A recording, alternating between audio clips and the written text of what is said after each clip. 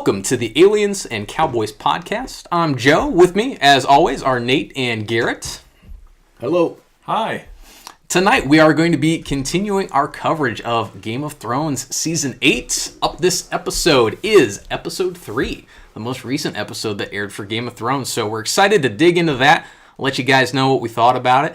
Before we get to that, as always, some entertainment news, some pop culture news we just wanted to touch base on here really quickly.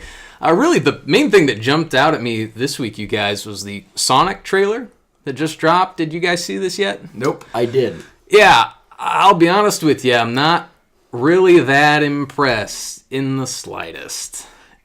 And that saddens me. I agree. I mean, I was never a Sonic fan, so I'm not going to see this movie in the theaters. I was not going to plan to see this movie in theaters. Fair enough. I don't understand the story of why Sonic is here, I guess, and I maybe they'll explain that.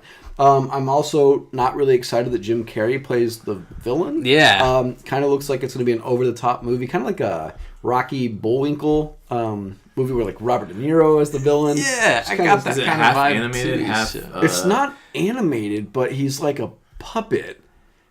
It's really weird. The CGI just does not look good. Like they could have. I've seen some artist renderings of what they could have done with Sonic's character design for this movie while keeping him closer to the original comic version and video game version. Yeah. But still being brought to live action and seeing some of the fan renderings like, oh man, that would have been cool. Admittedly, my biggest turnoff to this is just the straight up character design of Sonic. It looks weird. It does. It's just odd. I guess maybe I didn't finish the trailer out. Is there any chance that we're going to see Tails in this movie? Not that I saw from the trailer. Okay. It's entirely possible that yes, with everybody trying to create a franchise, do the world building, can almost guarantee you, whether it's a post-credit scene or toward the end, they're going to throw in Tails or Knuckles or something like that. Who is asking for this world to be built?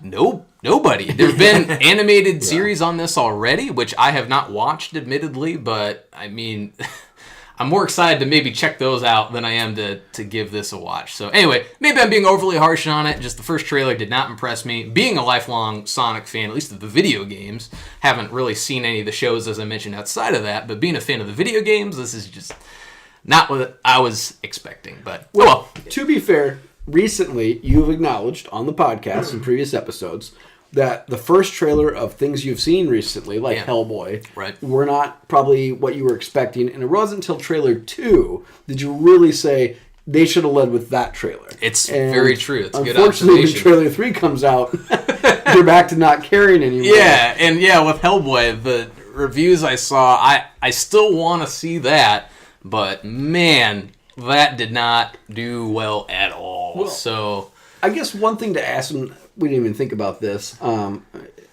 is Avengers Endgame came out. Right. And none of us have seen it yet, correct? Correct. Does anybody know what happens in this movie? I do not. I'm still kind of keeping my ears plugged right now. How'd you guys avoid the spoilers? Honestly, a lot of it has to do with not being on the social media very much. All right, so As I was going through reading Game of Thrones things, I would see like an Avengers kind of ad pop up and I'd immediately avert my eyes like, oh no, don't look at that. Okay. But otherwise, people at work have been really respectful. No one's talking about spoilers, which is great. So that's how I'm trying to keep it, but I fully anticipate it being spoiled before I have the opportunity to see it. So. Well, that's not going to ruin... I mean, you're still going to want to go see it and see how it goes down, even if you know how it goes. Yeah, so I know... I took the time. I just went ahead and read the spoilers.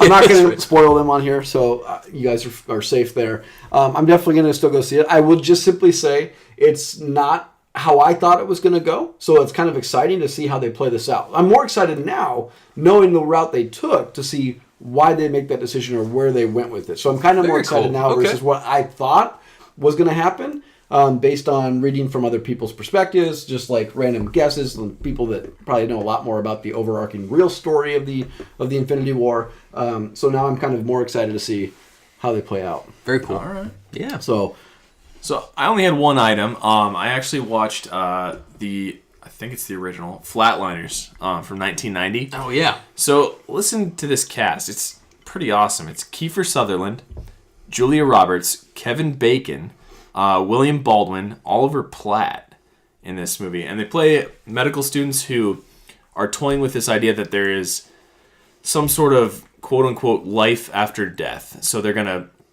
essentially go brain dead for a certain period of time and be brought back to life and try to record their experiences. And it becomes this wager between the medical students on how long they can stay dead and their experiences. But what ends up happening is these previous tragedies, kind of this karma situation where they come back to haunt them. And it's a really cool concept. I just don't think it executed very well, especially such a great cast. It kind of fell short. And I'm still kind of interested to see the new take on it. I think there was a new one with maybe Ellen Page in 2017, I want to say. Yeah, Diego Luna was in that as well, I and believe. I'd still be interested in just taking a night to watch that and see how they portray, or maybe they do something different. Yeah.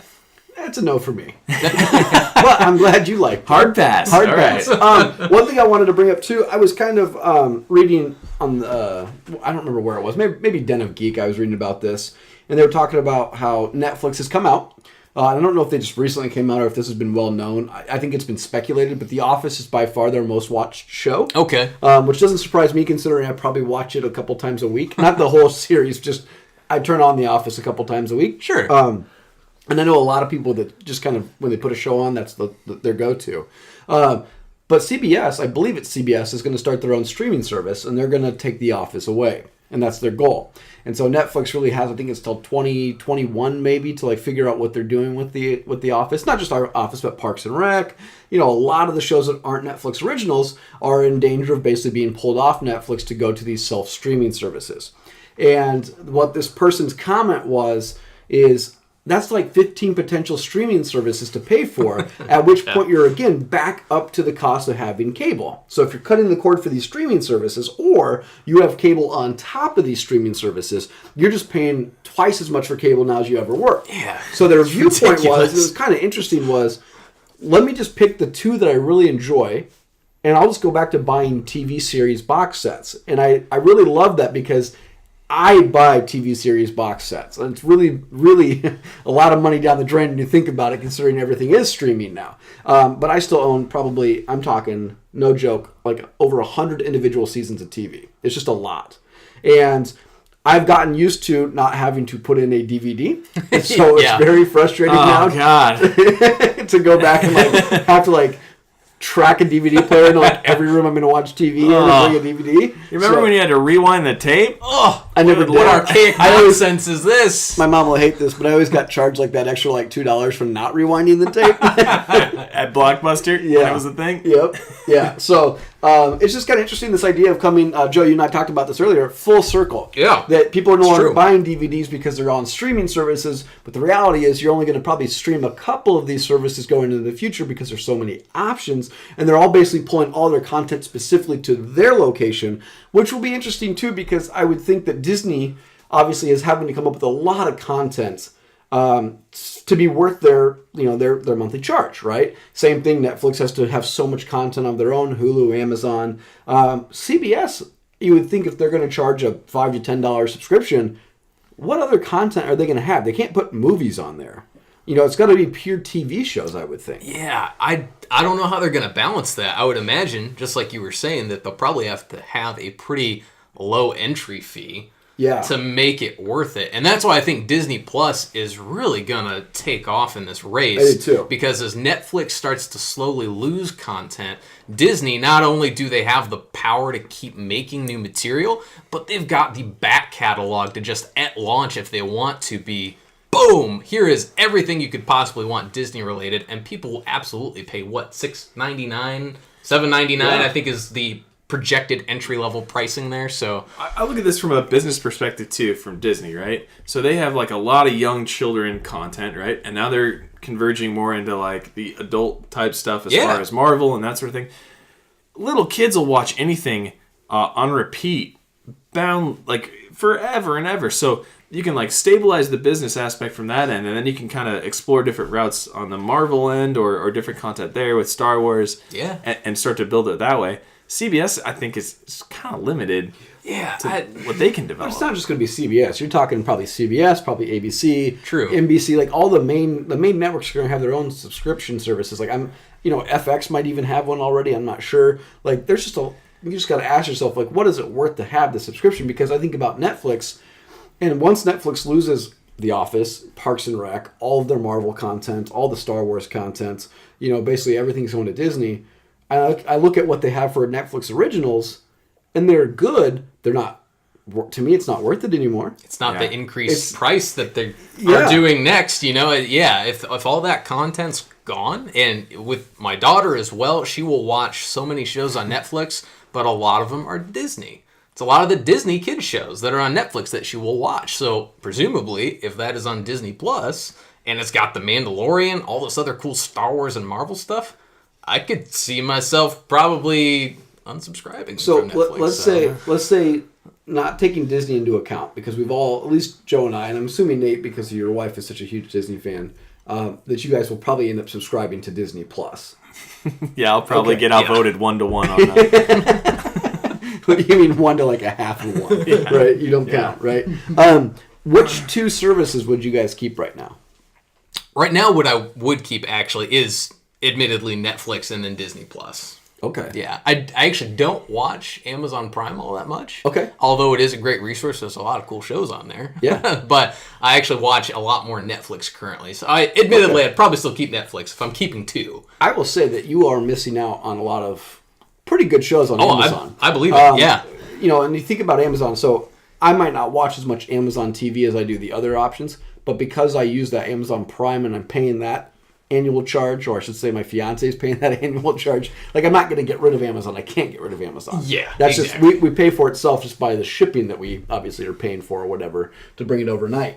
But the shows that are on there, things like High Castle, things like Sneaky Pete, which actually has third season starting up here in about a week. Oh, nice. Really makes it worth having that. I mean, they have some good shows. Bosch is really good. And they're going to have Lord of the Rings. That's a little bit different because that's a service that's provided with a different subscription, too. Right. Yeah. So there's a lot more value there that comes into it. It's true. And if you look at Hulu and Amazon, at least movie-wise, they're pretty comparable movie selections. Almost the same. You get a lot of duplication there. Yeah. It's just the TV shows, I think, the nice thing about Amazon is I think they're Amazon originals. And I guess that maybe Hulu doesn't do... No, they do originals, but they do a lot more of the current programming. You can just catch that on TV. Yeah, correct. Yeah. Which is nice if you're catching up on something like I am right now on Elementary. But, like I said, with Amazon having Lord of the Rings, you're going to probably have to keep it. That's a good shout out. Lord of the Rings is one of my favorite things of all time, as we've discussed previously on this podcast. So yeah, I mean, Amazon's going to get my money for sure, so I can watch that. Netflix has The Witcher coming out though later this year too. Ooh, so about that. yeah, I'm excited about that as well. Probably our household is Netflix and Hulu are by far the two most popular. Nice. Yeah. So probably stick with those. Yeah, no, that's not bad. And I like HBO, so I'm gonna always keep with HBO. And if I can't count Amazon just because we have to have that subscription, I would say probably Hulu as well. Although I will do Disney Plus. I told you guys last week I subscribe to YouTube TV. Yeah, that's right. So we get access to like The Karate Kid or Cobra Kai. Yeah. I've yet to watch season 2 yet. Going to. Really excited for that. I heard it's great. So looking forward to that. Speaking back to Lord of the Rings, Joe. Yeah. I want to bring that into our conversation later tonight. Perfect. I was wanting to do the same. Okay. So all right, good deal. But before we get to that, one listener feedback came from my mother. Really let me down on this one. My mom did, if she's listening, which I'm sure she is. She really liked your song, Joe. In fact, we got a lot of good feedback on Jenny's song. Thank you. Sung by Joe. I know Nate's wife really liked it. Yeah, sure did. And my mother was requesting you to be able to sing every episode, and I said there was no song in that last battle if she didn't notice it, which who knows if she didn't, right? But she kind of made the comment that she thought that, Joe, you were extremely talented. And I said, oh, well, thanks, Mom. What about me? And her response was, well, do you sing or play the guitar? And I said, no. And of course not, right? And she's like, well, there you go. Just go ahead and put Joe front and center. So my mother is a huge fan. Well, thank you very much. I genuinely appreciate the feedback. Yes. So if you guys don't remember Jenny's song or did not listen to it last week, we will put that at the end of this episode. So you'd be able to hear Joe sing Jenny's song again. And really, we're just going to probably end every episode going forward with it while we finish out Game of Thrones. If these guys will let me, I might sing a little song to Garrett's mom in a future episode. If that doesn't get cut out of the yeah, we might edit that podcast. out. We will see, Nate. We will take a look. Okay, so let's get to the Battle of Winterfell here. Episode 3. Initial thoughts, guys. Nate, you want to hop in? Boring. No, I'm just kidding. It wasn't like my same response to the other 2 episodes. Obviously, it was action packed for the majority of the scene or the episode, but it still didn't quite do it for me. A lot of great stuff, a lot of cool things, a lot of things that should have happened. Just knowing the size and the force was representative of like the Night King's army. They got thrashed, even though they were in like a defensive position. Right. But just not quite how I wanted to see it play out necessarily. That's 100% fair. Joe? Yeah, overall, I really enjoyed this episode.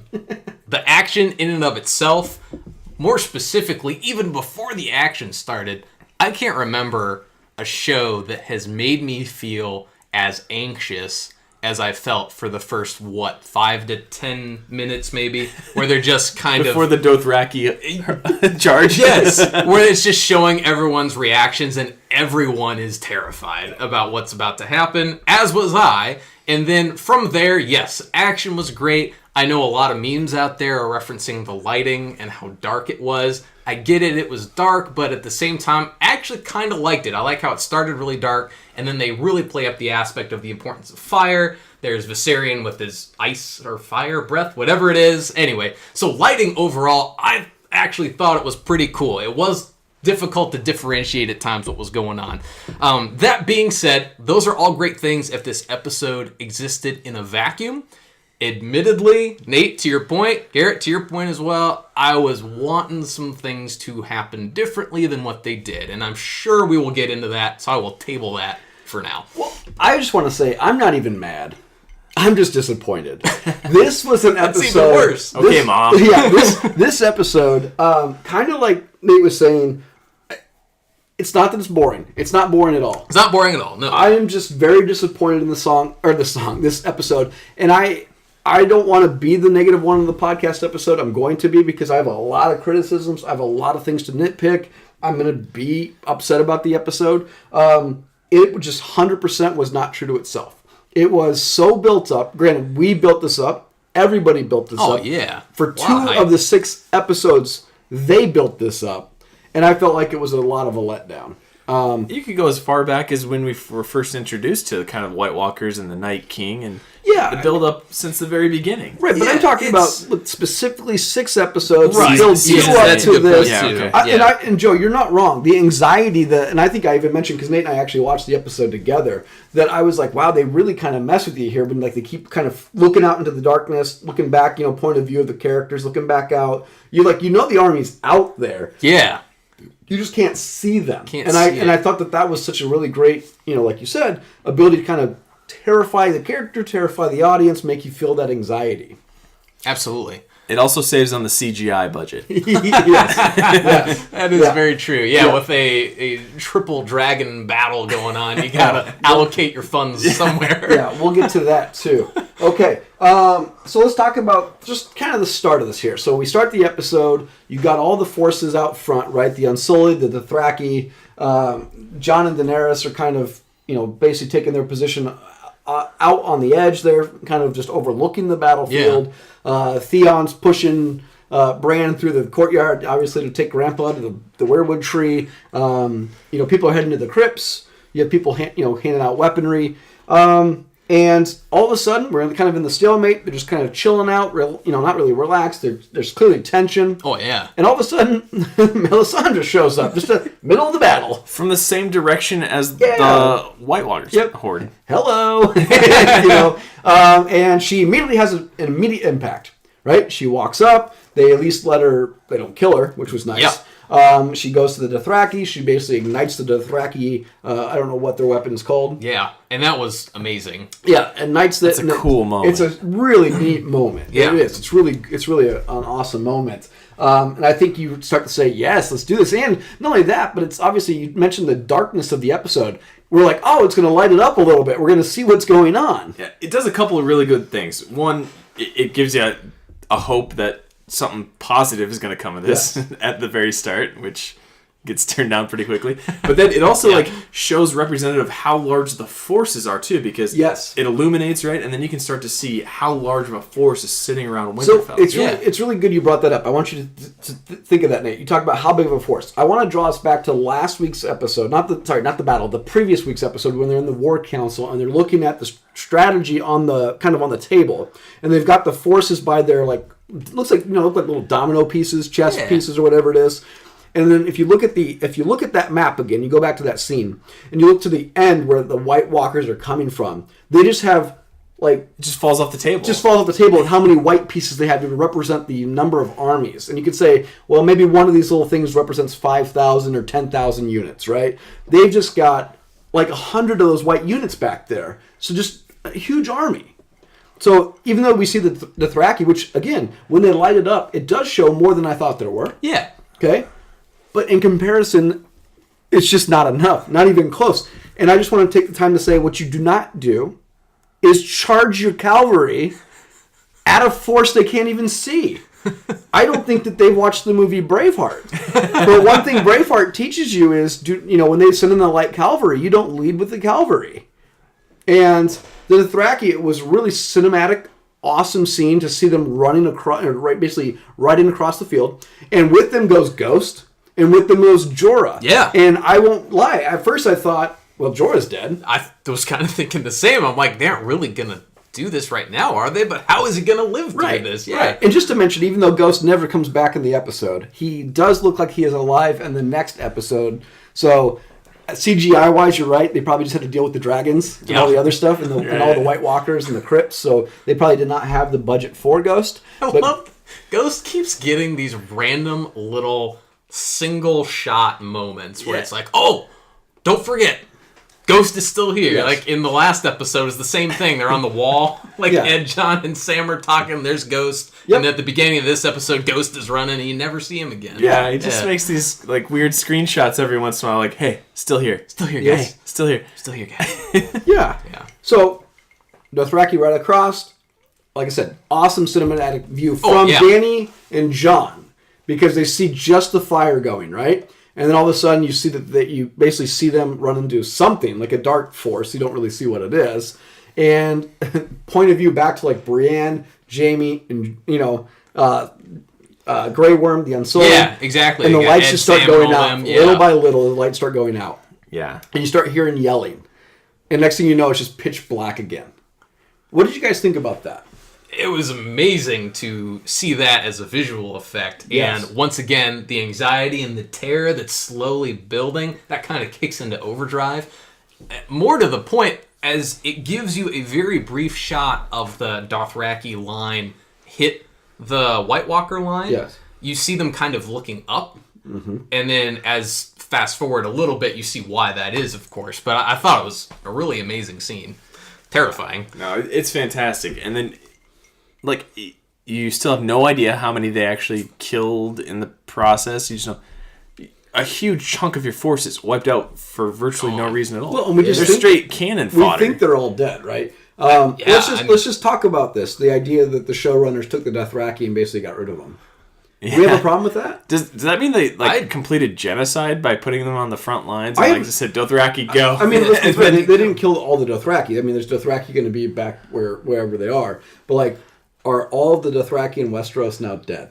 It kind of seemed like it. I don't know if there will be in this next episode. There were some survivors, but most of them appear to have been wiped out. To answer your question directly, yes, I'm bothered by this. From the very first season, you begin building up the Dothraki, and throughout the rest of the seasons, they're so important to Daenerys and her forces and her storyline overall. And now they're just gone. I was bothered by that. Yeah. And obviously, I think she's bothered by it when she clearly overlooks it. So my question is, who is making the strategic battle enactments on the side of the Starks, do we think? Is it Jon? Do we think Jon's making this? Because let's be fair, Jon's not really that successful as a military commander and strategist. I think they have the council, and they come to an agreement on this is the strategy to move forward. Like we said, they were representative of all the models out there. They have to come to some sort of a decision on who's being what where and the defensive tactics that they take. And Well, here's one thing that's interesting. So I think back to the first time we saw the Dothraki in combat in Westeros was season 6, like that loot train episode where the dragons torch the Lannister army. Yeah. And Jaime sees the Dothraki come across like the hill. They're all on horseback. They're yelling. They're like, let's be fair. They're kind of symbolic of like almost like a Native American culture of the standing character. So their whole thing is they live off of like putting fear into their opponents by hooting and hollering and their weaponry and their horseback and their, superb athleticism. You can't put fear into death. Nope. So them running towards death, hooting and hollering, is not going to affect their opponent, whereas a Lannister army might be scared of these people with flaming, again, swords, not swords. I don't know what their weapon is I think called. it's called a kopesh. I apologize if I'm mispronouncing. It's based on an Egyptian-style sickle sword, essentially. Let's just say flaming weaponry. Yeah. Would have normally probably scared the living bejeebies out of any other opponent that was alive. Sure. That's a great point. Not this particular opponent. And I had a problem with that because, again, maybe the writers just said, you know what, we got so much going on, let's just get these people out of the way because what did we do with them? Yeah, but that's just, it's lazy. I don't like it. Well, I don't want to get into it either, but I'll mention it, but I don't want to have this argument. There's a lot of criticisms that this show does not do well with minority characters, and that if you think about the minority characters are the Unsullied and the Dothraki, and they basically kind of like just put them out there to get slaughtered. Dismissed them like that. It got a lot of criticism from a lot of people. So again, we don't have to really breach on that subject, but it's worth bringing up though, yeah. Sure, going forward. But let's talk about Melisandre. So she shows up, Yep. and she ignites everything. And again, it brings me back to my question was power in this episode, because she's also going to ignite the moat, right? Correct. The fire moat, essentially. Yeah. And my question is, here we see another symbolic use of power in magic, and it makes me think about, again, we don't know. We see it only when it matters. We don't see it any other time. And I don't understand the concept of magic in this world. Yeah, I really agree. I think the show's biggest flaw, and I don't want to focus too much on flaws. I know we're probably going to bring it up a lot throughout this episode, but I'm gonna bring it up a lot. It's this half-baked fantasy element to the show, and I don't think they always know how to handle that. So you either need to do one of two things, and now with this late in the game, we're past the point of it anyway. But you either need to lean in to the fantasy, just dive in. Don't be timid about it. Give us the magic, give us the fire, give us the lightning, give us whatever. Or leave it alone and don't even try to dive down that rabbit hole. They kind of tried to almost split the middle, and I think it falls short because of that. Well, and I think Night King magic is different than, say, Theros and Melisandre magic, because like Thoros would say he was found and converted to this red priest and red priestess. If I'm an onlooker and I've seen Thoros bring back Beric Dondarrion alive 6 times, and I've seen Melisandre bring back Jon Snow, and I've seen Melisandre give birth to a smoke monster, and I've seen Melisandre ignite fire out of her hands, why am I not believing in the God of Light? Yeah. Like, how did they not have more followers? Because she's clearly showing that something has given her this power. Yeah. And this power exists because not everybody has it. It's a very tangible belief system, right? Yes. Like you pray, something direct happens because of it. So yeah, it is kind of baffling as to why more people aren't on board with and this. Isn't the comment like a lot of times is like to the new gods and the old too? It's repeated throughout a lot of the different seasons, but yeah, you're absolutely right. It's like you could have faith in the God that you think is there and that you think is doing things on your behalf, or you could take these wizards who pray to him and then have special abilities. I'd go that route.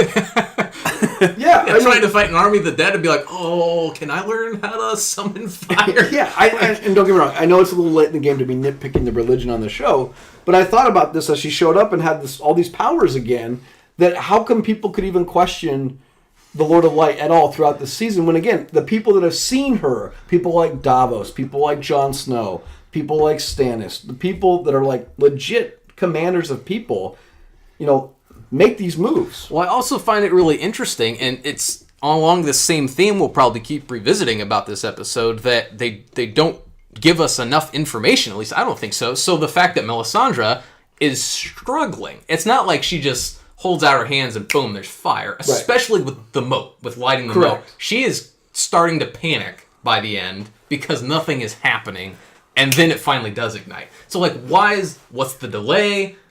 I mean, is there someone else in control? I don't know. It's just some unanswered questions. I agree. For suspense. Yeah, right? yeah, exactly. What it is. I get that, from a showrunner perspective, but narratively, I want to know. Okay. Why is that the case? So going forward, Jorah somehow survives. He's one of probably 5 people that makes it back. Yeah. We, again, don't see Ghost again, but we just assume because he is, I believe, in the next episode, somebody screenshot grabbed something once showing him sitting there, that he just runs off. He probably runs halfway down with him. He's like, nah. And just takes off and does his own thing. Right. Okay. This was a bad idea. So, obviously, while this battle's going on, Brienne, Jaime, all kind of some of the bigger name people, Tormund, they're all sitting back there and they're watching this, and the lights go out, and they're just thinking to myself, what? Their looks on their faces are great. What is going on here? And obviously, as they start coming closer, you can see this coming closer. Grey Worm puts on his helmet, and it's like that cinematic look. Obviously, let's just fast forward here. They get overrun, right? And they're forced to eventually retreat. Now, before that happens, though, Daenerys gets really angry that the Dothraki got wasted. And she jumps on her dragon when Jon says, don't do it. And she goes out there and starts doing strafing runs. They both do, in fact. Yeah. Why weren't they doing that from the beginning? Right? Why don't you lead with your dragons? Or this, it's a $1 million question. Yeah. You want to waste all the siege weapons and whatever else on the cannon fodder, which apparently in this episode was the Dothraki. Yeah. And if you don't know what you're up against, you want to see what you're up against before you shoot out the big guns. Yeah. And waste them like that. Yeah. I mean, the concept of them just strafe running later, and I think what's really kind of neat too, the show did a really good job of illustrating how large the Night King's army actually is. Yes. Because it seems like the strafe running really doesn't actually have any impact on slowing down said army.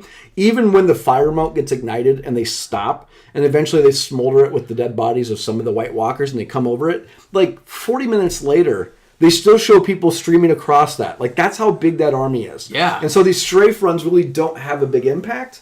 But I felt like you maybe could have, A, not sent the Dothraki.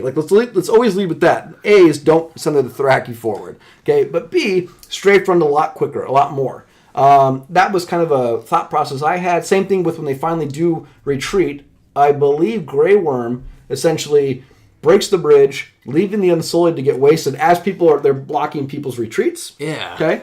Do you guys have any thoughts on that, of him basically offering the Unsullied up to basically be wiped out? I understand. Or the Unsullied in general. Maybe it was more of a unanimous decision than it kind of looks like in the episode. I was kind of surprised, though, that it's Grey Worm who almost, my impression anyway, it seems like he kind of gets a little scared and breaks ranks and runs back. I get that he's the commander, so he's probably trying to see how the battle's going, and he knows that somebody has to pull the bridge to try and block everyone. But he really kind of offered up the rest of them as a sacrifice to defend Winterfell, which may be a noble sacrifice, I guess, but I still was kind of shocked that he was just like, boom, blocked. Were you shocked he didn't die? Yes. I mentioned this before the podcast. I would have bet money. I'm not a betting man, but I would have bet money that Grey Worm would not have made it out of here alive. We made a lot of decisions on who dies last episode versus this episode. We will cover all of the differences later, so let's not get tied up in that detail right now, because obviously the differences are vast between who we thought died and who actually died. But before they're retreating, they do get overrun, and they're getting overrun, and it's Podrick, it's Brienne, it's Sam. Yeah, Sam out there. Ed gets it. Ed gets killed. Yep, Night's Watch. that's right. We were right on that one. But these guys start getting overtaken, and they're getting hit. They're getting clawed. They're getting stabbed in some cases. Well, I asked you this question because I didn't know about the lore. They're kind of like zombies, but if they scratch you or bite you, you don't automatically become a White Walker. You actually have to die. You have to be. Yeah, you have to die. So and then he has to reanimate you. Yeah. Okay. Yep. So it's not just you died, you become a White Walker. It's basically his magic that allows you to become a White Walker. There's a ton of funny jokes about how many times people get dogpiled and still come out somehow manage to get out from underneath 10 people. Oh, we'll get to that. Trust me, that's coming. Okay, so let's just get to Melisandre comes out there, which is kind of a sweet scene, right? The Unsullied Grey Worm comes back out. Jorah's there. They, basically pave the way. She ignites the moat. The White Walkers, or kind of the army of the dead, walks up to the moat and just stops. How come there's no archers firing at them while they stopped? I think they're probably trying to conserve ammunition maybe at this point. Understand, but they have to know that there's a snowstorm that the Night King has now ignited.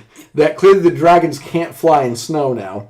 And we're going to eventually get to that dragon battle here in a second. But the Night King shows up. Obviously, because we find the Night King because by the weirwood tree, Bran has warged into... ravens. We thought he was going to warg into something probably a little bit cooler than birds. So he's watching the Night King, Yeah. right? Night King, he physically reaches out to call back his army and make like a mental command. Or send them in. He sends them in. He makes the mental command to say, enter the fire. Yeah, Yeah. stop. But let's be fair. There was a pathways. theory that and maybe the theory can still be true, but they said Bran would never walk again because he'd fly, but he would fly. And a lot of people believed he was going to warg into a dragon. He warged into birds again. Okay? What a letdown. Yeah. And we'll get to Bran's character okay. as a whole. But at the time when we locate the Night King just flapping on this dragon, how do Danny and Jon not notice where he's at? I know it's a snowstorm, but how can they not hear him? How can the dragons not sense it? Just... I'll give them a pass on that one. Okay. I'll give them a pass. The blizzard is Okay.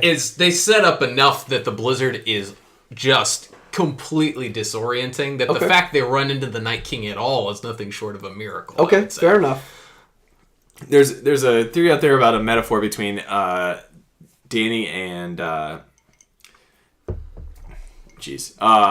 Jon Snow clashing their dragons against one another. Oh. As if that's gonna come to the pass here in the next few episodes where they're gonna clash again. Nice. Yeah. Okay. But Before we get to the actual siege of Winterfell, then, so we'll stop with the battle right now. That the White Army the Army of the Dead is basically against the fire, right? Not going anywhere. Right. Let's talk about 2 dragons versus 1. Do you get the feeling that the Night King all of a sudden is way better with his dragon than Jon and Danny are? Because totally. I got to notice that the guy's been on the dragon for less than 3 days, and he's a much better dragon operator than Danny and Jon. Agreed. I actually think that makes sense. Okay. Because let's he hear has this. complete control over these whites that he's resurrected. He resurrected Viserion. So, stands to reason, he can probably connect with his dragon possibly better than Danny or Jon can. For sure better than Jon. There's no way Jon's riding a dragon better than the Night King, even though he's had maybe a little bit more time. Actually, he hasn't had more time, has he? No. Based on when the Night King kills Viserion. So. But what about the idea that the Night King is a Targaryen, and that's why he's able to ride this dragon? That's cool, too. Although, and fire doesn't burn him. If that Fire is does not also burn him. true. Gosh, see, Okay. the Night King was so cool. He Yeah. was so cool. we have a whole thing set up on the Night King later, and what a letdown he was. So this dragon battle, was this everything you guys hoped it would be? No. How about this? Did you like anything about this dragon battle? It sounds funny, but like I do like the representation of the 2 different colors between the dragon fires. As you see it through the blizzards too, to track this stuff. But Joe, at work, you made a good point. How did we not see blue dragon fire and red dragon fire come at each other like any other adventure trope movie does? Whether it's Harry Potter versus Lord Voldemort, that their wands have an interconnection, lightsabers hitting each other, Yes, right? exactly. The good versus evil, power always comes together in the middle to cause problems. Oh man, I don't know what my primary and secondary color wheels very well, but what color would have that made? Red and blue. Just Blue fire and red fire. Purple? I I'm think gonna guess purple. I don't know. That would've been sweet. Blue fire and red fire to me just makes red fire. I was just gonna say, with just this white kind of explosion is what I would have envisioned. But yeah, you're right. That's what I wanted to see out of that. There were some parts of it that were cool. I do think that the CGI for the dragons is really pretty impressive. So seeing the dragons flying around and fighting each other while the scene felt a bit muddled at times. I like hard how to figure out what's going on. Cinematically, they would go high, Yes. and they would go like above the storm, and it's like really calm up there. Yeah. And then they were like, "Okay, where do we go?" And they're like, "Oh, let's just dive back down." And so they dive back into the snowstorm again. That was pretty cool. Yeah, I it was like the neat. tranquility once they got up there, and it's like in that moment everything was calm, and they have to dive back down though. So I thought that part was pretty cool. Overall, yeah, like I said, I would have liked a few specific things to occur during the dragon battle. I didn't hate it. Okay.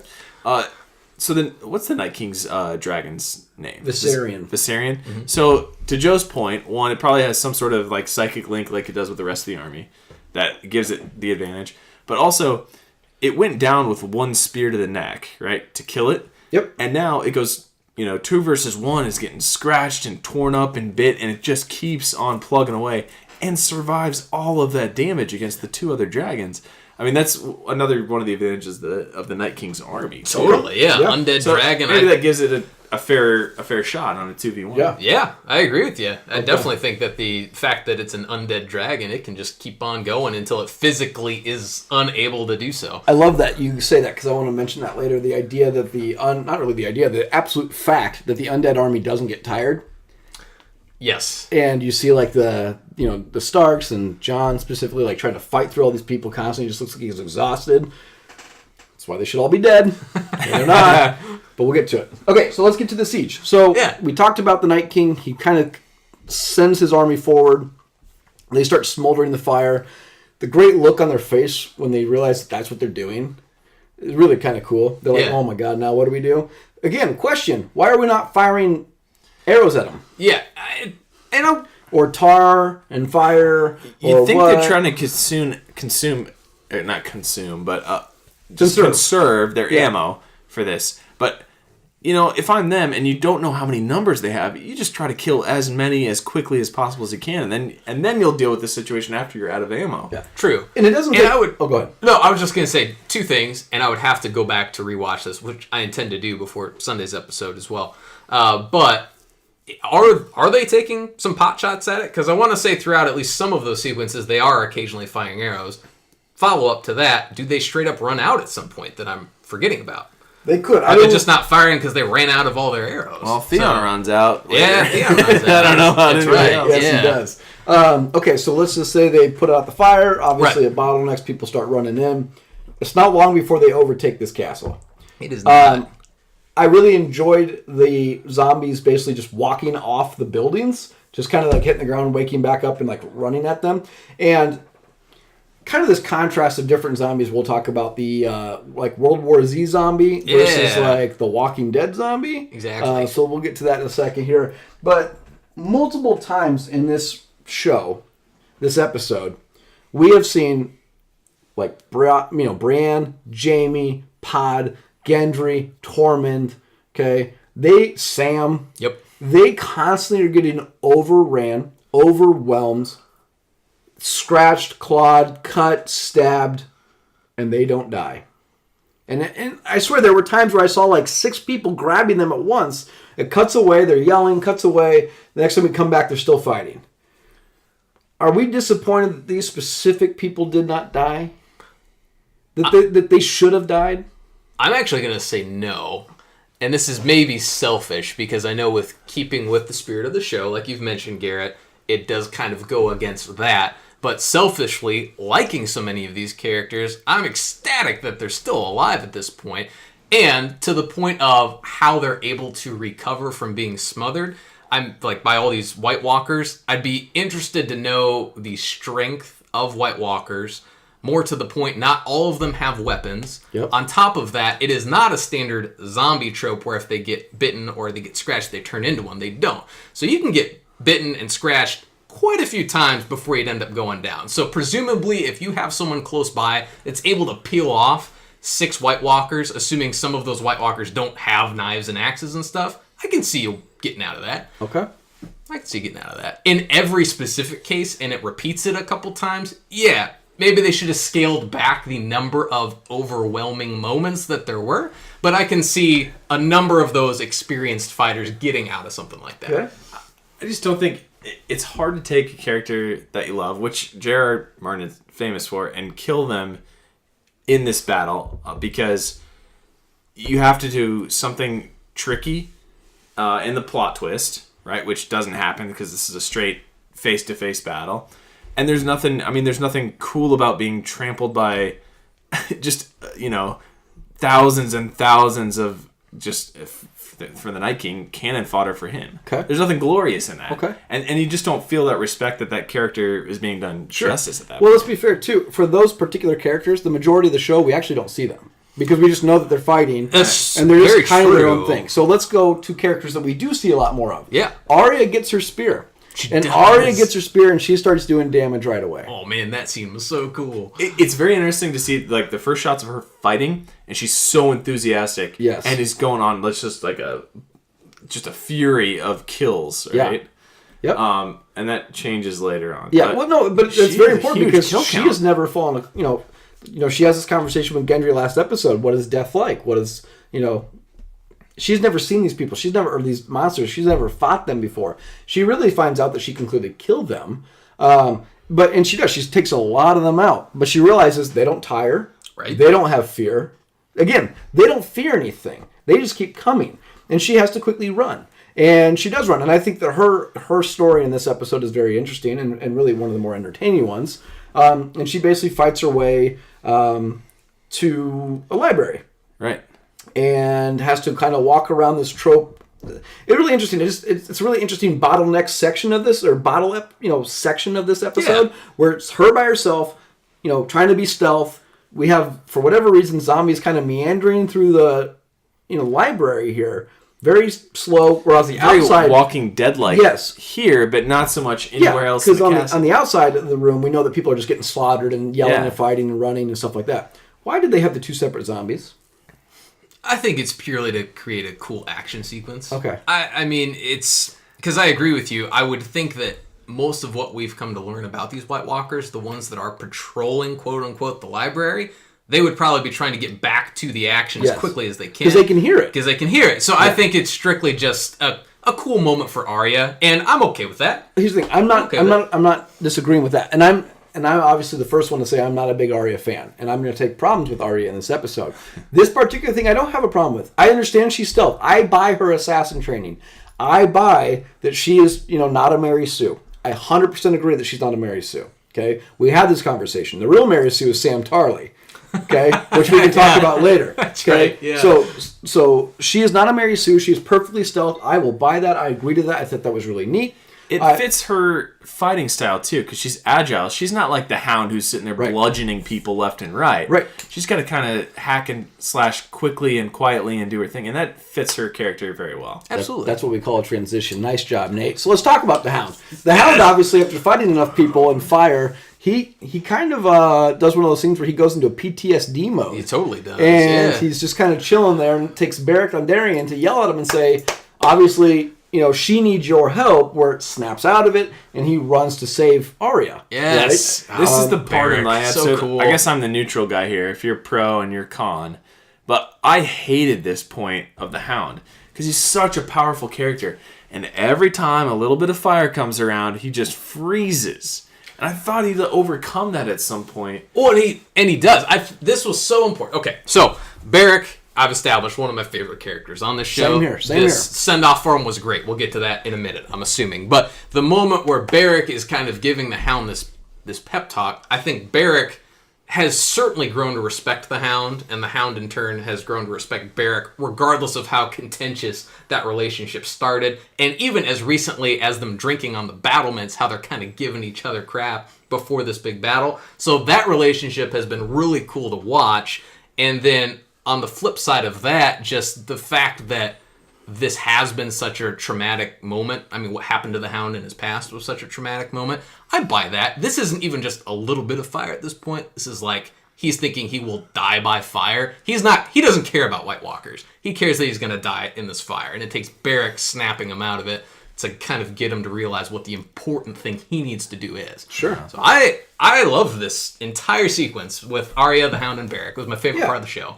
Of this episode. It was really good. Considering, like I said, we don't really get a lot of the Jamie Brand, Pod, Gendry, Dorman stuff. Because we don't. With those guys, every time we cut back to them, they're just doing the same thing. They're wrestling with like 10 White Walkers, right? And they're each coming to each other's rescue. Especially Jamie and... constantly, right. Yeah. So a couple different occasions. The Hound, Arya, Beric, they start running around. Beric obviously sacrifices himself via a crucifixion pose from Jesus Christ to get stabbed. Have you heard or have you seen what people are calling this now as well? No. The barricade.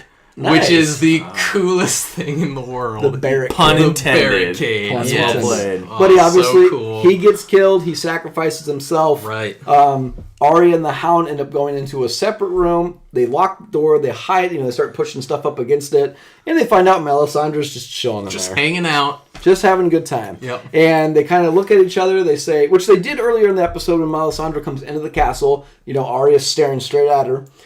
She's like, I know you. They say, I know you too. They talk about the color of eyes, green eyes, brown eyes, blue eyes, or brown eyes, blue eyes, green eyes, which we'll get to that later at the end of the episode.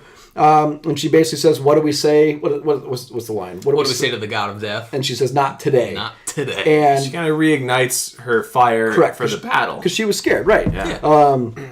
And so we're going to leave Arya's story there for now. Okay. Go ahead. I was just going to add, kind of up to this point, what I also found really cool about this episode is it really does show the characters leaning on each other throughout these moments. And sometimes, literally, in the case of Bran, Jaime, and Pod, like trying to get White Walkers off of each other and coming to each other's rescue. But you've also got Beric, who had to kind of give the Hound a talk. You have Melisandre, who has to snap Arya out of this battle shock and get her to go do something important. So all these characters are really realizing the big picture, setting aside whatever differences they have, and are trying to step up. And I thought that was really cool. It's a kind of a moment of unification, I think, in this episode. So we have 3 more sections I want to talk about. We got to get to the crypt. I want to get to Jon, Dany, the Night King one more time as they fall off the dragons. Okay. I want to get to, obviously, Bran and Theon. Yeah. But I want to end with Bran and Theon because that just makes sense considering that's kind of the arc of the story. Very true. So, the crypt. Meanwhile, all this is going on. Tyrion, Sansa, Gilly, Missandei, Varys, they're all in the crypt. Everybody knew the crypt would not be safe. That was a thing that was clearly foreshadowed. But what I want to talk about was once the bodies start coming out of the crypt, which a lot of people made the claim that they would not actually come out because they captured a White Walker. They took a White Walker in a box from north of the wall down to King's Landing, and it never once broke out. And all of a sudden, these skeletal bones are going to break out of this thing, right? So again, they're nitpicking. A lot of people made that call. Yep. Go ahead. Here's just conversely, what I've seen as an argument for why this makes sense is because it has to deal with how close you are to the Night King and the power of that white. Okay. So possibly the one that goes south to King's Landing, clearly the furthest south any White Walker has ever been, conceivably. So that I buy it from that. After I read that, I'm like, I could see that. Okay, that's it. What's nice is you could explain it away that way. Yes, it gives you an explanation. Exactly. Right. Okay. But the whole time that these bodies are coming back alive, and they're taking a couple people, and people are running away. Yep. Did you guys fear that anybody significant, like Varys would have died, Gilly would have died? Anybody thought that? Yeah, I thought quite a few people were going to die in the crypts. I know we said we thought quite a few people were going to die more so than what did, but in the crypts especially, I was actually worried for Tyrion and Sansa. Yes. In the crypts as well. I thought maybe one of them would actually get taken out at this point. Arya ends up giving Sansa a dragon glass, essentially knife, and basically But she sends her down there. Well, yeah, but they're supposed to go down there, but basically says point them with, stick them with the pointy end. Yeah, that's right. It's that trope that keeps kind of repeating itself throughout the show. And you do have that kind of scene where Tyrion and Sansa are basically coming to each other's aid. They grab each other's hand. They kind of have this moment where you think that they're going to go out there and sacrifice each other or themselves to kind of save everybody. Right. And really kind of worried that was going to be like... Because the whole time I'm thinking, which main character is going to get it? I was thinking the same exact thing. Because up to this point, only Ed has died. Beric has died. Yep. We maybe assumed Ghost had died. We haven't seen Ghost died. Lyanna. We haven't talked about Lyanna. We'll come back to Lyanna here. Ooh, yeah. But thought that nobody significant yet had really died. Because Beric's not an A-list character in the show. He's not, no. He's a C-list character because he's not really in the show that often. Right? And Ed's like a D-list character. So we hadn't really killed anybody. I thought, are they really going to snuff out both these people, or at least one of them? That would have been a significant... And of course, neither one of them. They both survive. Right. Not that I want, because again, Sansa's my choice for the throne. That's right. From my understanding, she's fast becoming a lot of people's choice for the throne. Obviously, everybody loves Tyrion. Nobody wants to see Tyrion get taken out. But she didn't even stab anybody with this knife. The whole point of her being given this knife, she doesn't kill anybody with it.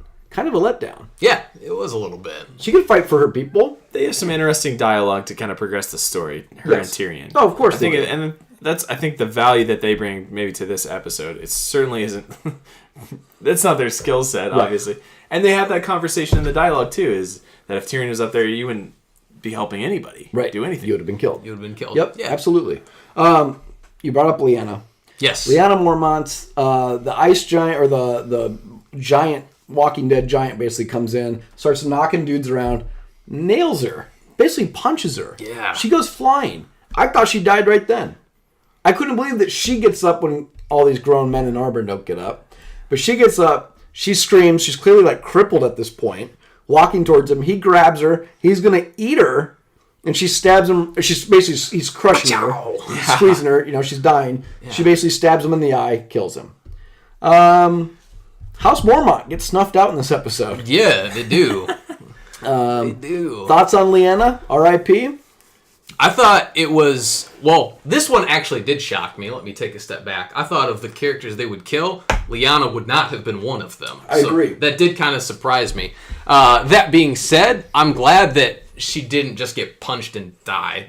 I would not have liked that. I like that she's able to get back up, makes one final stand against this giant, and then still, she kills it. She doesn't even run towards it, because I thought at first after she got hit and stood back up and is running back at him, like, oh, now she's gonna, one last show of bravery. But they took it even one step further and let her actually get the kill in there. Yes. I thought it was cool. It was a good send-off for a character death I did not think was gonna happen. Yeah, here's the thing. I think that is like the swerve of the episode. Well, that's the first swerve of the episode, I think, was killing her off, considering I think she's the only shocking character that they killed off.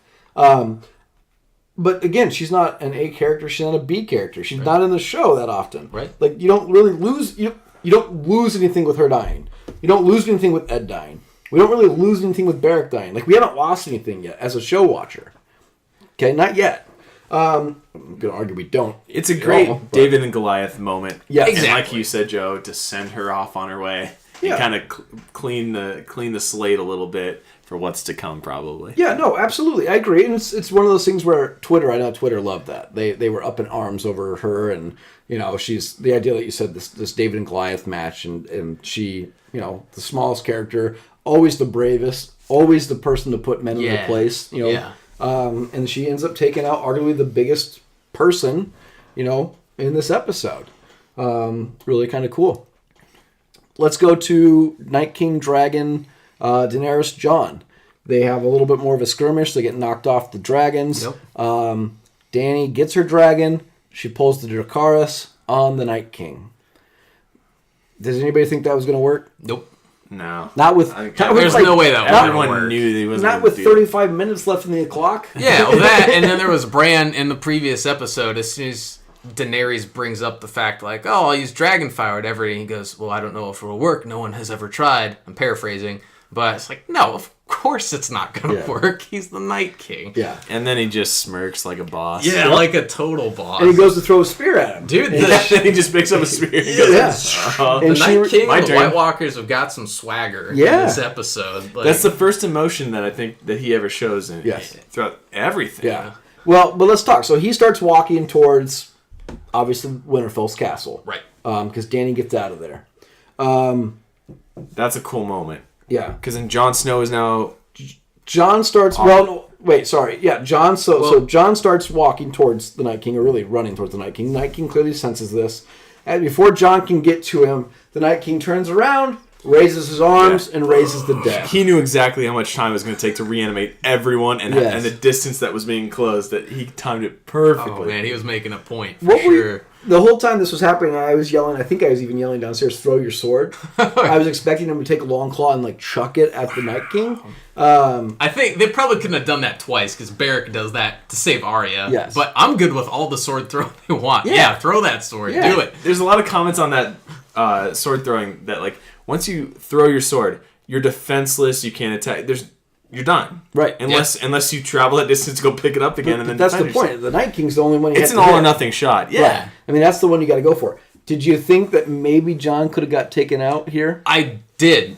I was wondering if they would do that at this point, because up until the point where Dany swoops back in, I was like, oh man, is this going to be it for him? So I had some doubts there. Yeah. Because up till this point, once again, no real major character death had occurred. So I could have seen a really cool twist there to where they kill Jon, And the Night King brings him back, and he's just a badass general on the battlefield, just tearing people up at that point. That would have been interesting. We'll get to the generals in a minute. Yeah, I'm glad we will. Yeah.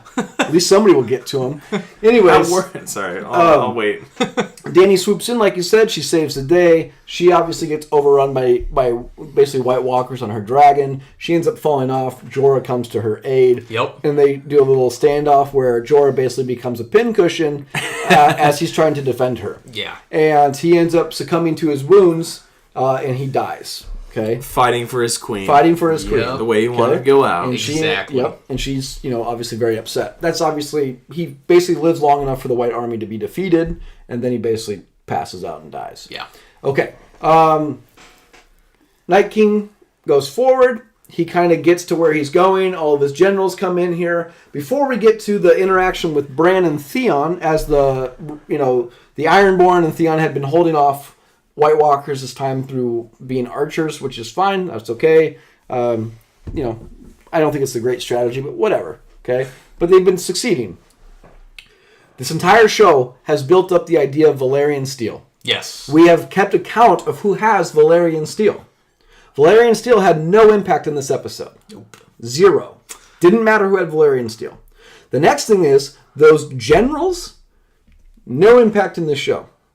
No impact in this episode. We could have had an awesome scene where you have the generals coming in, and you had the people squaring off of them that we know had Valyrian steel. Yeah. You had Arya. We had people like Jorah. You've got Jaime, you've got Brienne, and Jon. And Jon, yeah. You would have even had more people. Would have been cooler had the generals been going after Jorah with his Valyrian steel to make it significant that he has this sword. Yeah. These swords, this magic metal or whatever it is, played no impact in this episode. Until the Night King got killed. I'm just thinking like a man-on-man battle with the real players versus the generals. Yes, Dude, it would have been awesome. Yes. And they even got to a point where they could have set it up so perfectly because Pod doesn't have Valyrian steel, but Brienne, Jaime, they're in that exact part of the castle. Jon is running through that exact part of the castle. That's when the generals are walking up. I wanted them to throw down in that scene. You could have had one of those tropes you see in movies where the guy that has to get to the end boss is running through and his gang is shows up and then the good guys gang shows up and goes, "We got this, you keep going." Yes. You could have had something like that where these guys are fighting the generals, and you could have had the generals get killed. You could have had some of these people fall to the generals. Again, nobody of significance has died yet. Yeah. And even Jorah really doesn't have an impact on the show. I would say he's probably the biggest death out of this. That's fair. He's got maybe some sort of impact on Dany. Yeah. And her reaction to war and the battles. And we'll get to that. So, obviously, Night King, the White Walkers basically surround Theon. As Nate pointed out earlier, he runs out of arrows. He basically stands there. Bran acknowledges that Theon has been a good man. Yes. Theon, for whatever reason, thought, what's smarter than to charge the Night King? Charge the Night King, Night King kills him. Yeah. Does Bran know? Bran knows he's gonna die. Yeah, but I get it. And it gives him like this mental, like, you did a great job. See you later. Yeah, that'll be pig. That'll do. Yeah. That's what it reminds you of. It kind of does, actually. Yeah. Bran's. It's a compliment to Theon, but it's kind of dismissive. It's like, its delivery. All right, you're good. Yeah. Go ahead. We need you to die so we can get to the next part. In order to get to the future that I've seen, why don't you go try to stick a spear in that guy? Yeah. See what happens. Stick him with a pointy end. Yeah, stick with the point. What I thought was interesting about this scene is that the Night King has shown up at this point while Bran is speaking to Theon, and I found it really interesting that the Night King kind of lets them say their piece. Like, he lets Bran say goodbye to Theon. He lets Theon charge across the field at him. As you can probably tell, I wanted them to give us more info about the Night King. He could have been so much more interesting. Did anybody think the way he stabbed Theon that Theon would have been the one to kill the Night King? I didn't know. Okay. No, I didn't really think that. Well, it kind of gives him a nod, let's say, like, nice try. Yeah. Like a little bit of respect to Theon. I agree. And it's the same. He almost, in my mind, it was a big show of respect that he let Bran say goodbye to Theon. And so I found that really interesting. So Night King. Well, and he didn't send any generals to defend himself. He defended him. Night King defended himself. We'll get to his flank in a minute. The Night King approaches Bran. Bran basically sits there. The Night King basically stares at him. He's going to get ready to grab his sword. There's obviously a good, 2-minute here where they're just looking at each other. Blinking contest. Obviously, Arya jumps from God knows where. Yeah, what are the generals doing this whole time? Yeah. That is the question. Yep, we'll get to that. Gets caught in a choke slam. Does her, drop the knife technique. Pow! And stabs the Night King and kills him. Okay. No joke. When this happened, Nate looked at me and said, "What do you think about that?" I know you hate Arya and her storyline. I don't hate Arya's storyline. I hated this though, and let me go ahead and go on the record for this. Then I don't dislike Arya. I like Arya's fine. She's her. Again, I'm not saying she's a Mary Sue. For 6 seasons, she's been trained by these guys how to be fighters. Yeah, multiple different fighters. I'm okay with this. She can be the most badass character in the show. I'm okay with that. Story-wise, I am not okay with her killing the Night King, and I feel like this was their swerve. Not a fan of it. For story purposes, if Jon Snow ends up on this throne and he did not kill the Night King, I riot. This is ridiculous. If Jon Snow ends up on the throne and did not be the one to kill the Night King, then I have to look at Jon Snow and go, what did you do in 7 seasons of this show? Nothing. I think Jon does exist, regardless of his failed attempts at certain things. He is able to successfully unify forces that probably beforehand were not considered to ever be able to be unified.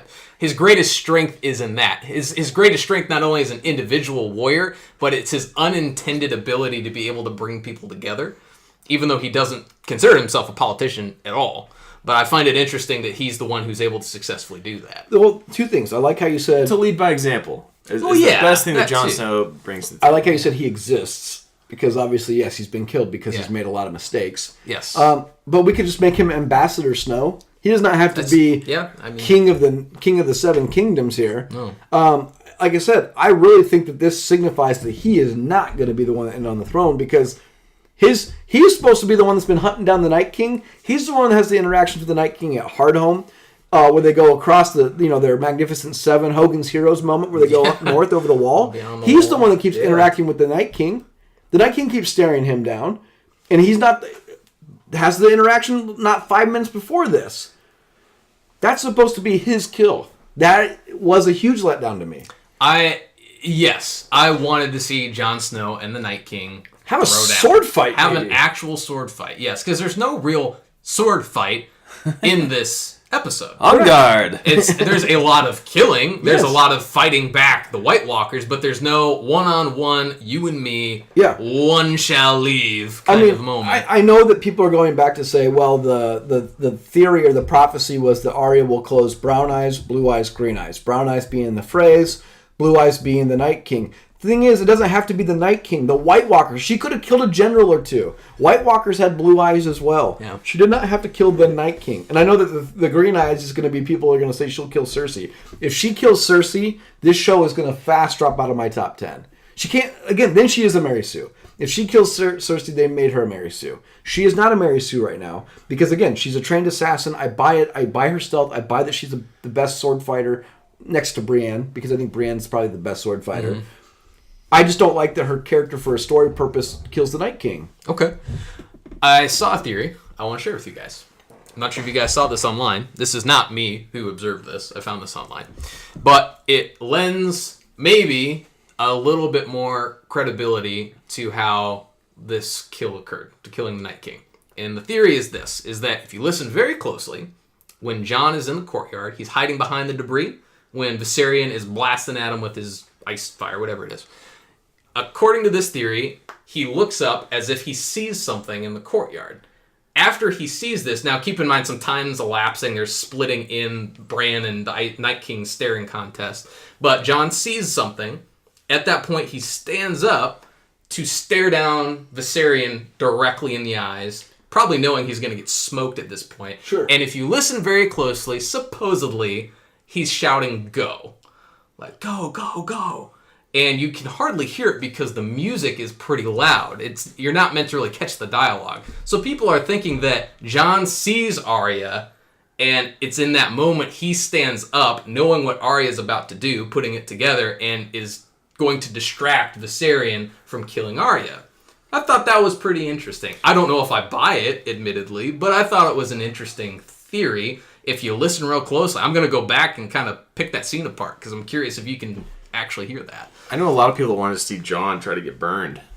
I want to see Jon try to get out there burned. too, yeah. Because it's Targaryen. It would have been perfect for him to get burned. Then people would see that he gets burned and somehow survives. And I thought you were going to be right, Garrett. In the moment where Dany saves him after his standoff with the Night King, she starts annihilating the White Walkers around him. I thought it was going to be that moment. Regardless of who else would have seen, he's already told Dany, so the impact might not have been there. But I thought for sure they would have at least thrown a nod to the fact he would be fireproof. It would have created a great plot point, too, if other people had observed that after this battle. Then say, start to question, how did you survive this? Well, totally. Okay, so Night King gets wasted, the army falls, the giant Viserion falls, the dragon Viserion falls.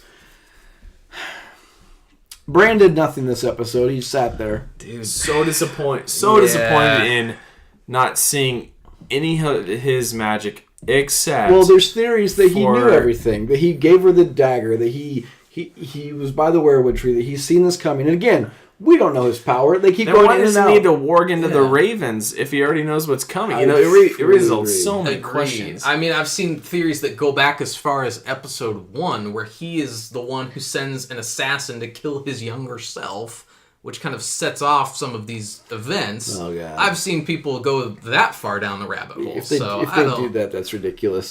I will go out though and say alternative history on this. What would have been really kind of cool, our alternative outcome, is that the Night King wins, which he should have, because he clearly had the superior force.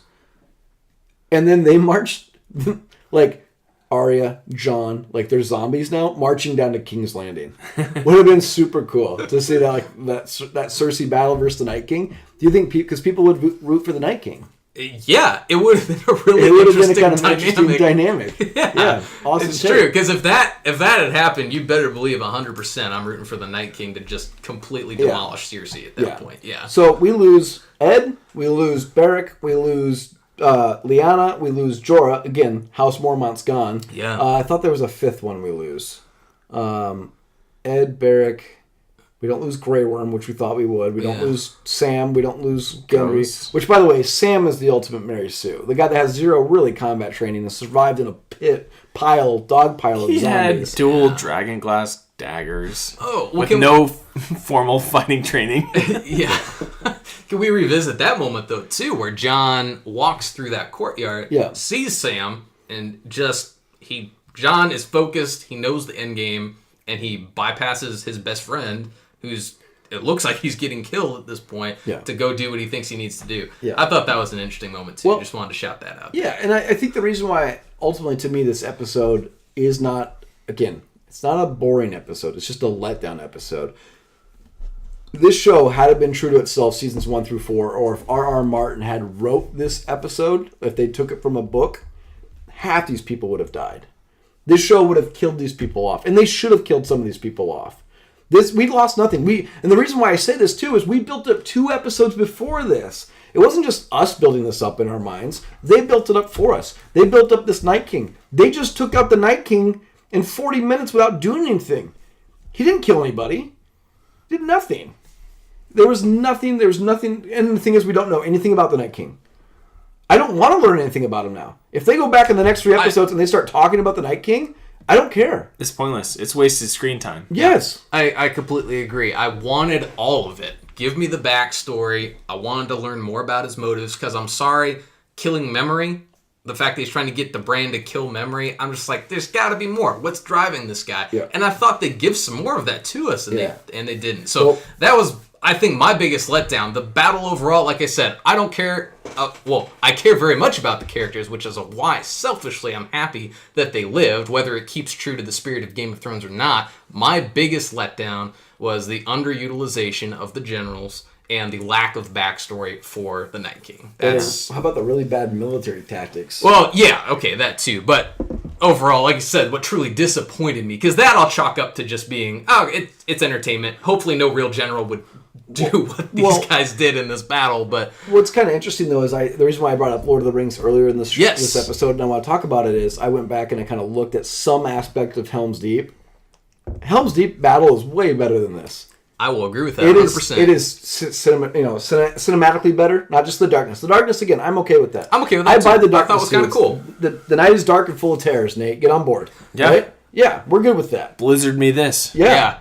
But it's just a better... I just made that up. I don't know what I'm talking about. It was just a better fight. It was just a better battle. Hardhome was a better battle than this. Hardhome was the best battle in Game of Thrones. Agreed. In my opinion. The Battle of Blackwater was better than this. This was a huge build-up and not a great send-off. I was expecting more. And again, I don't know if that's just us that we built it up, but I feel like they built this up for us. They gave us 2 episodes basically giving people send-offs. Yeah, that too. And then didn't send them off. Now, doesn't mean that Bran won't die later, because I actually kind of have a theory now that she has to die next episode. Because in my point, Bronn has to show up somewhere next episode, and we have to figure out Bronn's story next episode. Is he going to kill Bran or Jaime or Tyrion? He has to make his move because we've only got 1 episode left for them to be really mad about it and get to King's Landing, and 1 episode for the Battle of King's Landing. So next episode, we have to get Bronn in there, and we have to find out what Bronn's doing. Yeah. Okay, so let's go to the next episode, unless you guys have anything else, final thoughts on the battle. No, I just wanted to recap those deaths real quick. Like the major deaths. So we had, I'm just pulling this list real quick. Night King. Yep. Jorah Mormont. Yep. Dolorous Edd. Yep. Lyanna Mormont. Yep. Beric Dondarrion. Yep. Theon Greyjoy. I forgot Theon. Right at the end. Yeah, so those Melisandre? Oh, Melisandre, good call. Yep. Yeah. By her own choice, I guess, but she definitely does die. What the hell? Did she exert all her life force doing the lighting of the swords and then the lighting of the trench, and then it's like, I'm gonna peace out now? Yeah, actually, I think that's exactly her mindset. The fact that fate has determined Beric has a role to play. Beric played his role. He saved Arya. He's dead. Melisandre's role was to do exactly everything that she did during the course of the battle.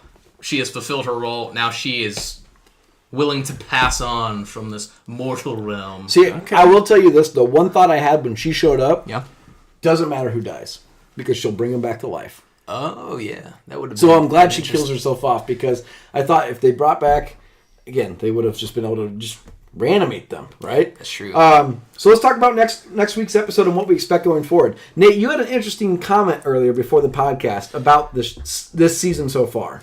Well, one of my comments was just that the way they've set this up and planned it, you can almost separate these into Season 8, Part 1, the first 3 episodes, and now Season 8, Part 2, which is the next 3 episodes. Because I think it's going to be vastly different from the first 3 episodes where you build up, huge battle. And what I think a lot of fans really loved is that high-low feeling where something great happens, something horrible happens, and those twists in between those large battles. Well, and let's just fast forward to episode 6. That battle can't be the entire episode, because I'm assuming that fans want something of an epilogue post-battle to show what the conditions are of the 7 kingdoms. So I feel like the battle is not going to be as long as this. I don't feel like it's going to be I feel like this was the battle of the season. Do you kill Cersei in the first 20 minutes of the last episode, and then you have an internal battle for the final Iron Throne? Maybe, but I don't feel like there's going to be another huge battle. I know that we have a Golden Company to deal with. Who knows? They could end up turning around just backstabbing everybody. Is the number 20,000 on the Golden Army? Is that the number that was thrown around? I believe so, actually. So how many were at Winterfell? Well, let's be honest. They did not show anybody surviving except for the main characters. In the next season's or next episode's preview, you see the Unsullied marching in the courtyard. Where did these come from? Yeah, I don't know. Maybe we are to assume that there was a contingent of Unsullied that was left in the courtyard. I don't know. The other thing too that's really misleading. Remember when it does that overhead shot of Winterfell? Yes. How big it is? Yeah. What do we get in this episode? We get the huge battlefield outside of Winterfell, and then we get like that courtyard. I know. And that's it. So I'll give them a pass on that too. There's got to be more people throughout Winterfell, the actually enclosed castle of Winterfell, than what we're seeing. I'll give them that. All right, be positive about it. What do you guys expect for the next episode? Obviously, Cersei has not been in 2 episodes. Bronn has not been in 2 episodes. It's going to clearly be a Cersei-heavy episode as these Starks rebuild and Winterfell kind of builds itself. Yeah. I think we're ready for a Cersei-heavy episode. It looks like Euron gets down on one knee in this episode to probably, I'm assuming, propose. Like I said, I think Bronn's story has to culminate in what he's going to do next episode. Yeah, we're going to know his decision by next And maybe episode, that's what the swerve for is. sure. If we don't kill Brienne in the battle, we kill Brienne after the battle. Yeah. That she ends up taking that stray arrow that everybody is theorizing is meant for Jaime or Tyrion, ends up killing Brienne. What else do you guys expect? So, like Nate said, the Night King's done. So we're going to King's Landing now. My theories, like Nate said, Cersei, Dany is going to now be a little bit shaken up that Jorah's died. And she's going to be mad about it. Mm-hmm. And she's going to turn into the Mad Queen. And she's going to end up getting killed in the process by her own people. Whether that's Tyrion, Jon, Sansa, I don't know. Somebody will end up stabbing her, probably in the back, and killing her. I like the theory that she sacrifices herself on behalf of, I don't know, Jon Snow, her nephew, right? Yes. Yeah. Which we still have not broached the subject of them being actual married or like dating / sleeping together / family members. Well, that's true, yeah, because at the end of episode 2, their conversation gets cut off. Yeah. They have just enough time to be like, oh, hey, by the way, this is who I am, and then it cuts away. So, yeah, that'll be interesting. I think we're going to start, whether it's next episode or not, I don't know, but I definitely think we're going to see the return of some characters that we might not have seen in a while. Like Yara we've seen more recently. Obviously, we know that she sails back to the Iron Islands. I think she will be reintroduced, possibly with some gathered forces. We talked earlier also about the other kingdoms, not just in Westeros. So you might have... Dario. Yep, exactly. You might have the return of Dario. You might have some of the outside forces that we just haven't simply seen as direct impacting factors yet be kind of brought in and introduced, which might be how the North is able to supplement their forces to actually try to successfully fight against the South. So, interested to see what happens. Does the Golden Army attack Winterfell, knowing that they're weakened? Interesting. I mean, does the final battle or the final large battle, is it at Winterfell, or do they take it to King's Landing? Because if they're trying to recuperate from this battle, I think Cersei wanted to stomp them out while they're kind of... Well, the dragons still exist. Yeah. And which is also a key element in that. How does this battle play out if you have two nukes, as we've been calling them, yeah, to bring them into a battle like that? Well, they've set the precedent, though, on multiple occasions with that ballista. So there's... Now that we know, presumably, that both dragons did live, from what I gather, that you will have those ballista become an impacting factor in some capacity in these last few episodes. Yeah, I agree. I know it's fantasy, but it's also physics. How hard would it be to hit a dragon with a ballista? Right. Well, that's ridiculous. Bronn shows it can be done. And I think it's just like with anything. If you... The stroke of luck, you have to have like the right heading right towards the ballista in a straight line. Yeah, well, that's what they did, though, too. The dragons are essentially lining up their shot and flying, like, directly at them to strafe. So, I mean, if you can... The dragon, I will not say is smart enough to know how to swerve. It's also a very large object, that, too. You're not hitting, like, a turkey or a pheasant with this thing. You're hitting a dragon.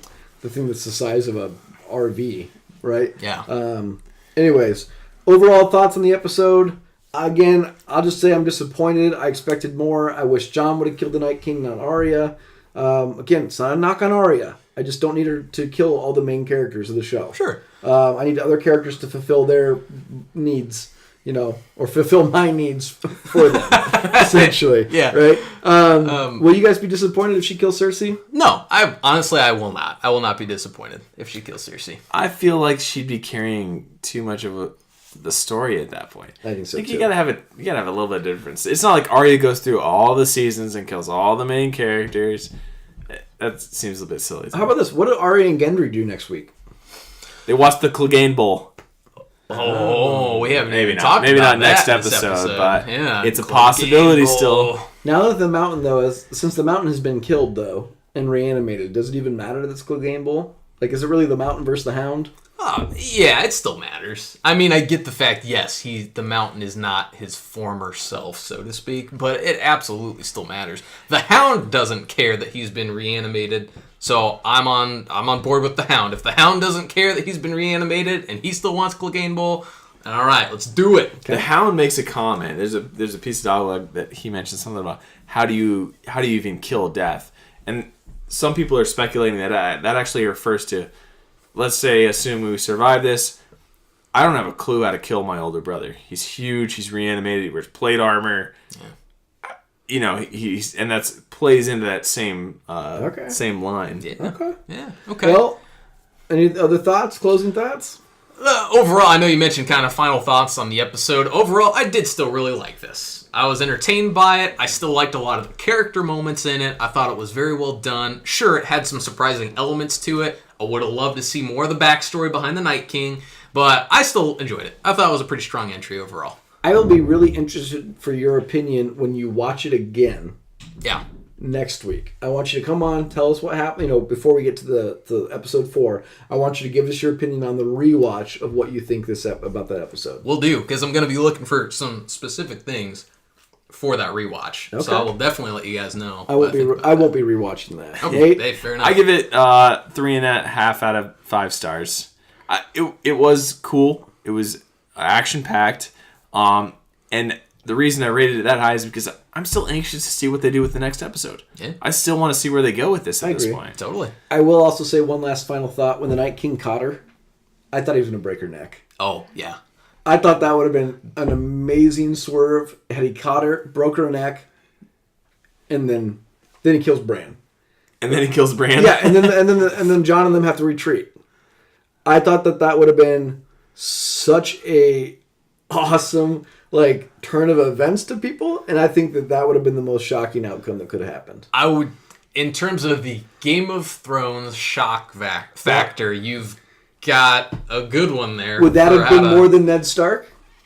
Oh, yes, I think so, too. People would have been completely blindsided by that because of the plot armor we've talked about and how they assume there's no way that Arya would have died during this battle kind of deal. I know that I think it's R.R. Martin's wife, if he's even married. I believe he is. The theory goes that she has said that he's not allowed to kill off Arya. Oh, yeah, that's right. But if he was writing this, I think that he would have killed Arya right there. If he would have wrote her into a chokeslam, he would have killed her. That would have been awesome.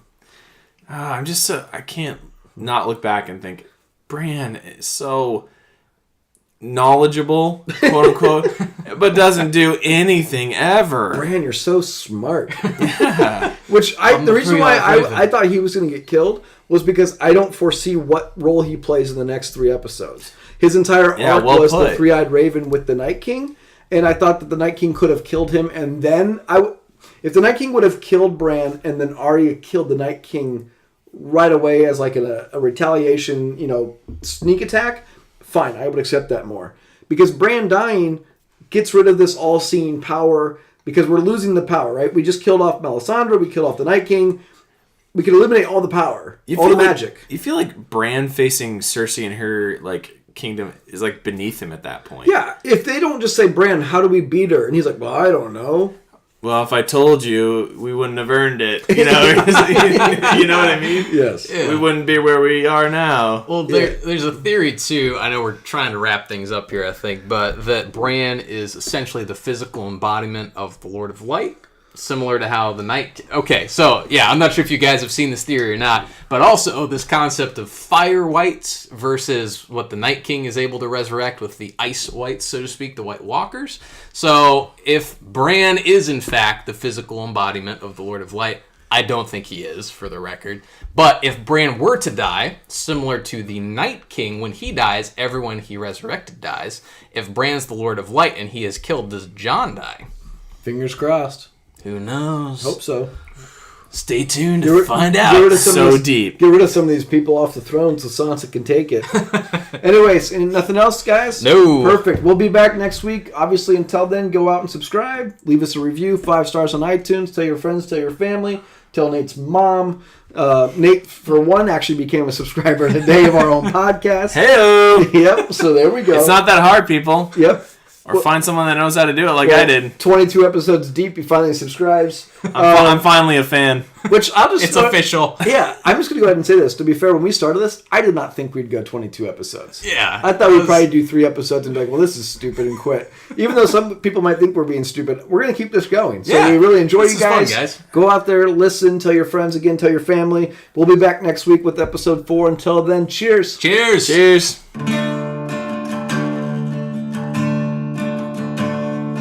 High in the halls of the kings who are gone, Jenny would dance with her ghosts, the one she had lost and the one she had found, and the ones who had loved her the most, the ones who'd been gone for so very long, she couldn't remember their names. They spun her around on the damp old stone, spun away all her sorrow and pain, and she never wanted to leave, never wanted to leave, never wanted to leave, never wanted to leave.